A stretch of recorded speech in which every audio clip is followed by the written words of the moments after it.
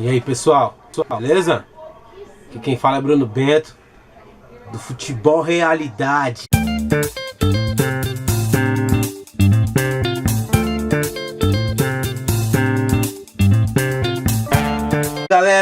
Fala galera, aqui quem fala é Bruno Bento com mais um Futebol Realidade. Gente, hoje, primeiramente eu quero dizer que eu tô muito feliz aí de ter essa oportunidade de estar falando um pouco sobre futebol, né? Sempre gostei muito de jogar futebol, sou mais um daqueles milhões de brasileiros frustrados que não conseguiram ter uma carreira no profissional, mas com o passar dos anos eu tive essa desenvoltura para mim poder falar em si sobre o jogo, sobre o esporte. Eu deixo para as polêmicas assim para um momento específico, tudo no seu momento. Eu falo em si do jogo dentro de campo. E estou muito feliz de podendo estar falando sobre o assunto do futebol. E depois vocês deixam um like lá embaixo, beleza, galera? Deixa a curtida lá, que eu vou gostar bastante aí. Puta, mano, sem palavras, ó. Enfim, hoje a gente vai falar sobre o atual futebol brasileiro. O que acontece no atual futebol brasileiro? Há algum tempo atrás, eu não tenho receio de falar isso. Entre 95, 94, 95, 96, isso, se você contar lá dos primórdios, 70, 80, mas eu vou colocar até 96, o futebol brasileiro, sem brincadeira, era melhor do que a Premier League. O nível técnico, o nível tático do futebol brasileiro era melhor que o da Premier League. Da Premier League de hoje, o futebol brasileiro já foi o melhor futebol do mundo. Hoje não é mais. Hoje ele fica atrás do futebol italiano, do futebol francês e se equipara com o futebol português. Isso é a minha opinião. Talvez você tenha uma opinião diferente, mas se você for buscar assistir um pouquinho de cada liga, você vai ver que o futebol brasileiro está bem abaixo. Um futebol truncado, muito congestionado meio campo, muitas faltas, o jogador tem uma falta simples, ele parece que tomou um tiro, parece que ele perdeu uma perna, perdeu um braço, uma cena, o jogo para toda hora, e agora essas comemorações que ao meu modo não tem nada a ver também em relação ao desrespeito. Esse é o atual futebol brasileiro de hoje, galera. Esse é o atual futebol brasileiro. Futebol brasileiro que na época de 96 você tinha tantos camisa 10 nos times. Eu vou citar alguns, ó. Djalminha no Palmeiras. Você tinha o Souza no Corinthians. O Souza não era um craque, mas era um cara que estava em uma grande fase. Na época era considerado uma promessa, porque era um jogador de 23 anos, né? Marcelinho Carioca, que era um bom jogador, era muito bom jogador. Você tinha... Em 96 você tinha o Alex, com 18 para 19 anos. Você tinha o Denilson.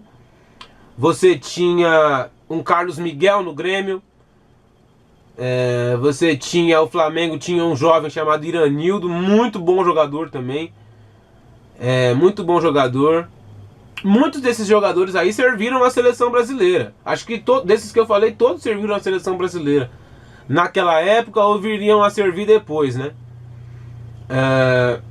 Cara, você vê hoje o futebol brasileiro, a gente ficou tão carente desse tipo de jogador, desses camisas 10 que eu tô falando, que quando aparece alguém com potencial, ele é vendido rápido. Vou dar um exemplo: Gabriel Jesus. Em 2015 ele disputou a Copa São Paulo, aí teve aquele mesmo processo que aconteceu com o Neymar. Não estou comparando, estou dizendo que foi um processo pouco parecido. Ele disputou a Copa São Paulo, fazendo gols pra caramba, subiu pro profissional. Subiu com o profissional, com os torcedores que acompanhavam na Taça São Paulo já conhecia um pouco ele. E quem acompanhou a Copa São Paulo entendeu que o menino era o cara. O moleque no bom sentido, moleque era bola. E aí o que aconteceu? Ele veio pro time principal, demorou um tempo para se adaptar. Quando pegou, foi campeão da Copa do Brasil, fazendo gols. Aí no ano seguinte foi campeão brasileiro, campeão da Olimpíada. E aí foi vendido. Ou seja, o cara com 2 anos de profissional já foi vendido. Podemos então dizer que o Gabriel Jesus passou pelo Palmeiras. Passou pelo Palmeiras e outra coisa. Ele foi vendido, quando ele foi vendido para o Manchester City, o Palmeiras tinha 30% do passe do atleta. Não pode, gente. Um clube não pode ter 30% no passe de um atleta. Isso é inadmissível. Um clube ter apenas 30% do passe de um atleta. O empresário vai ganhar mais que o próprio clube? Eu não sei o que vocês pensam. No meu ponto de vista, não tá certo. Mas esse é o atual futebol brasileiro. Aí você vê hoje, falando do Gabriel Jesus, né? Eu não posso esquecer de falar do Lulinha. Que até um tempo atrás, no meu ponto de vista, ele jogava pra caramba. Tava jogando super bem. Recebeu proposta de alguns clubes da Europa. E uma proposta que chamou a atenção da própria imprensa foi a proposta que o Barcelona fez no Lulinha. E o Corinthians não quis negociar o atleta. O que aconteceu? O atleta ficou no clube e quando estava jogando, estava voando. Isso foi antes no primeiro turno do Brasileirão de 2008, lá para 11ª, 13ª, na metade do primeiro turno, ele se machucou, demorou um pouquinho para voltar, aí o Corinthians já tinha contratado outros caras, e aí ele não foi tendo mais uma sequência. Depois ele não foi mais aproveitado, foi emprestado para o Estoril, Olhanense, voltou para o Corinthians, já não queria mais, ele já não estava jogando tão bem, teve que se desfazer de uma promessa. Aí ele perambulou por outros clubes de menor expressão, e hoje, se alguém perguntar do Lulinha, e entrar na internet e colocar Lulinha, vão ver em vinhetas que ele é uma promessa que não vingou. Por quê? A mídia endeusava o cara, a mídia falava que o cara era isso e aquilo, e o clube também, e realmente o menino tinha um grande potencial, mas eles endeusaram um cara que ainda não na verdade ele subiu antes, ele não estava pronto ainda para subir, mas como o Corinthians tinha uma carência muito grande de atletas naquele momento, ele foi o clube o clube, eu não vou penalizar o clube, que o clube do Corinthians o clube Esporte Clube Corinthians Paulista é muito grande. Então o que acontece? Ele subiu antes da hora e deu no que deu. Queimaram o moleque.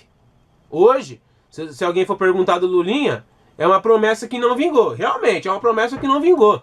Mas não vingou por um monte de fatores que interferiram na carreira dele. Hoje, a gente tem um exemplo. Vinícius Júnior. Não estou querendo discutir o talento dele, porque ele tem potencial. Ele tem potencial. A imprensa espanhola, ele foi contratado pelo Real Madrid por espantosos 45 milhões de euros. 90 milhões de reais. Meu, a imprensa espanhola tem ele como um novo Neymar. Mas eu vou falar uma opinião minha. Aí depois vocês deixam a opinião de vocês. Mas na minha opinião, o Neymar, quando subiu naquele 2009, ele subiu vindo do banco. Ele terminou a Copa São Paulo voando, subiu pro profissional. Primeiro jogo, veio do banco, fez um salseiro, ajudou pra caramba. O treinador gostou. No segundo jogo ele já meteu caixa. Segundo foi terceiro jogo, uma coisa assim. Daí em diante, o treinador não parou mais de... Dava mais uns minutos pra ele, até que... Acho que nos quarto ou quinto...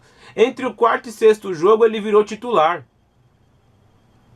E com todo respeito, Vinícius Júnior era diferente.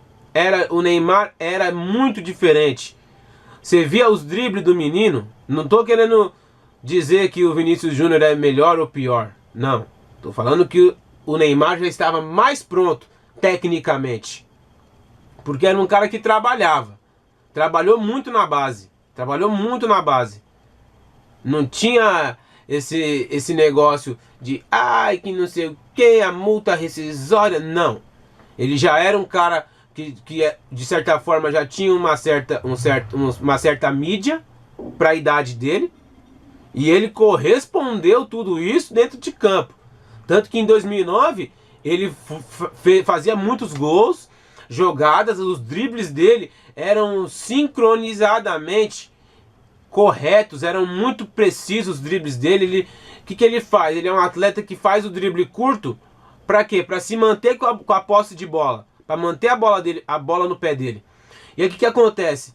A diferença é que estão fazendo com o Vinícius Júnior uma coisa que eu particularmente não gosto. Estão criando uma grande expectativa no atleta e não estão deixando ele sabe, o futebol dele fluir. E tá interferindo. Tá interferindo no futebol dele. Ele é um cara de muito potencial, mas tá interferindo. E aí você vê, hoje o Vinícius Júnior é um jogador do Real Madrid. Cara, 17 anos, faz 18 ainda esse ano. Com todo respeito, não foi uma precipitação do Real Madrid, mas é que nem eu falei, deixa a opinião de vocês aí depois. Cara, voltando a falar de futebol brasileiro. A gente vê hoje o Campeonato Brasileiro um nível técnico muito abaixo.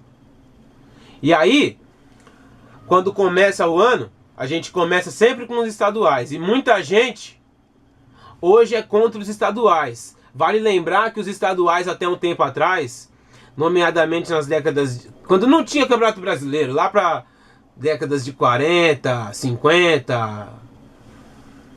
Enfim, até os anos... Até 90 e poucos, 95, 96... O Campeonato Paulista tinha um charme. Os estaduais em si tinham um charme, porque era a hegemonia que o time tinha, que o clube mantinha dentro da sua região, do seu estado. E você vê um Campeonato Paulista, cara, o Corinthians, que é um clube o maior vencedor do Campeonato Paulista, ficou 23 anos sem título.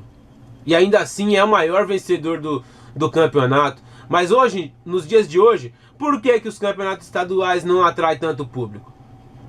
Você vê, o Flamengo não tem... Um clube da grandeza do Flamengo não tem um estádio. Aí tem que jogar lá no campo do Volta Redonda, do América, Juliette Coutinho, tem que jogar no Moça Bonita, Cara, é impressionante. Você vê, com todo respeito aos clubes do Rio, que não tem tanta expressão, como Macaé, Volta Redonda, você vê Tigres do Brasil. Cara, todo mundo tem um estádio. Como o Flamengo não tem um estádio. Aí vai falar que o Maracanã é a nossa casa. Não é, pô. Não é, vocês sabem que não é. Aí, eu te falo, tem que mudar. Tem que mudar. E outra, as federações. Campeonato Paulista não tem condições de você pagar 100 reais, 120 reais para assistir um São Paulo e Linense, um Palmeiras e São Caetano, um Palmeiras e... Pode ser a mil maravilhas, mas é muito caro, gente. Gente, a Federação Paulista, a impressão que passa é que ela não se preocupa com o torcedor. O torcedor tem que enfrentar a chuva, pagar condução, pagar estacionamento, gasolina, alimentação. 100 reais para um 0 a 0. para aquele 1 a 1 chato. 1 a 1 chato. Pô, não é assim, gente. É por isso que o estadual, cada dia que passa, perde o seu prestígio. 100 conto, 100 reais. 100 reais. 100 reais para um jogo de estadual é muita coisa. É muita coisa. Se fosse num brasileiro ou numa Libertadores, a gente até entende. Ou se fosse 100 reais para uma área melhor, para umas cadeiras melhor, tudo. Mas 100 conto para um... Cara, aí você vê a Arena da Amazônia, Arena das Dunas, Castelão, os estádios muito bons, nível Europa, vazio. Por quê? Porque os caras fizeram, até aí que fizeram estádios, não tem problema. Mas em vez de querer lotar o estádio, não. Eles colocam o preço lá em cima. Colocam um preço lá em cima para jogos que não tem nexo, para jogos que não vão... o torcedor não tem interesse. É muito... o meu ponto de vista é que o atual futebol brasileiro, ele tem muito dinheiro para pouco planejamento. É muito dinheiro para pouco planejamento. E outra coisa. E o salário desses caras, dos atletas de hoje? Não é muito alto para pouca bola? Não é muito alto para pouca bola? Quanto ganharia um Pelé nos dias de hoje? Não vou nem falar do Pelé, porque o Pelé é o rei, né? Você vê o Messi hoje, Cristiano Ronaldo, mas não tem como comparar com o Pelé. Quanto iria valer um Edmundo hoje? Edmundo 97? Quanto iria valer hoje? Quanto não iria valer o Romário de 99, de 94? Quanto? Pelo amor de Deus, mano. É muito dinheiro pra pouca bola. É muito dinheiro pra pouca bola. Pouca bola. Eu penso assim, enquanto o futebol brasileiro não mudar a sua filosofia, a gente vai ter um campeonato fraco, poucos atletas de qualidade sendo revelados, e os poucos que aparecem serão negociados rapidamente. Exatamente, vão ser negociados rapidamente. Porque você não tem um plano de carreira para manter os atletas aqui. Você vai fazer o quê? Você vai pagar 500 mil. Aí o cara recebe aí você vai pagar 500 mil, dependendo do cara, não vale. Como tem muito cara que não vale 500 mil, que recebe 500 mil de salário e não vale. Há de se diga de passagem que alguns atletas que atuam no futebol brasileiro não valem 500 mil. Não valem 200 mil. Só que o clube paga. Até aí é um problema também do clube. Mas no meu ponto de vista, é errado. É errado. Aí o cara recebe uma proposta da Europa, ele não pensa duas vezes. Porque aqui, ele tá jogando aqui. Aí acontece alguma coisa, a carreira dele termina. A carreira de um atleta profissional é muito curta.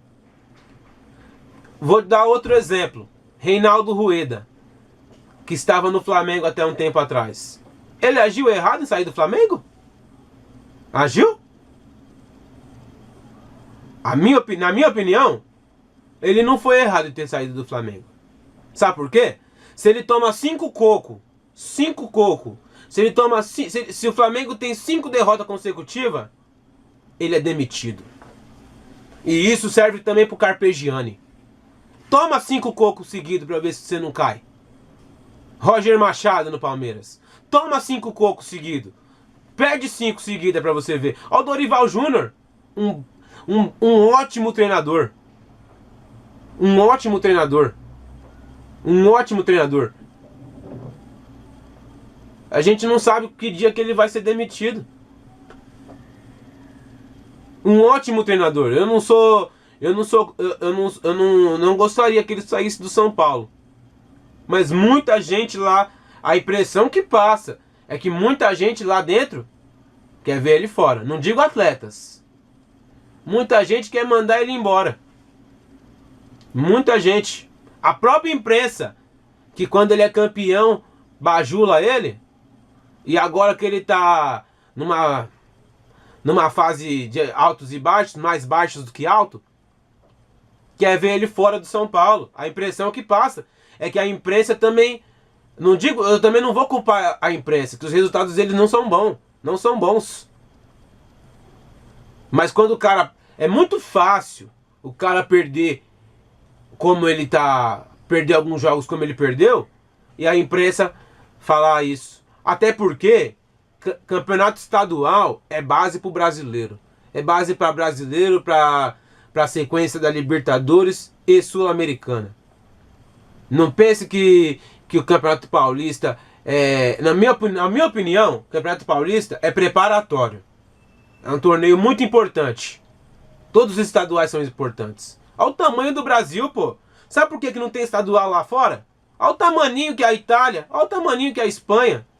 Olha o tamaninho que é a Inglaterra, a França. O Brasil é muito grande, mano. O Brasil é grande demais. Tem que ter estadual com planejamento. Com planejamento.